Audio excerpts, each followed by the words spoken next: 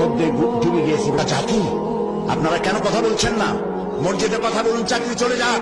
ময়দানে কথা বলুন, চাকরি চলে যাক। রাসূলুল্লাহ যেখানে দান্তা মোবারক শহীদ অবস্থায় উঠবে আল্লাহর দরবারে, যেখানে রাসূলের কলিজার টুকরা মা ফাতেমার নয়নের মণি ইমাম হোসেন সমস্ত শরীরের মধ্যে অসংখ্য তীরের দাগ নিয়ে আল্লাহর দরবারে উঠবেন, হযরতে হামজা কলিজা ফাটা অবস্থায় আল্লাহর দরবারে উঠবেন, সাহাবায়ে কেরাম রক্তাক্ত দাগ নিয়ে আল্লাহর দরবারে উঠবে, তখন নাদুস নুদুস চেহারা নিয়ে আল্লাহ রাসূলের সামনে কিভাবে দাঁড়াবেন? প্রয়োজন হলে জেলে যান, প্রয়োজন হলে মার খান, এই মাজারের বিরুদ্ধে কথা বলুন, এইসব ভণ্ড অলিদের বিরুদ্ধে কথা বলুন। বাইরের দেশ থেকে সাজাইয়া মূর্খ এক লোককে এনে রাহনুমায় শরিয়াত বানানো হয়েছে এই দেশে।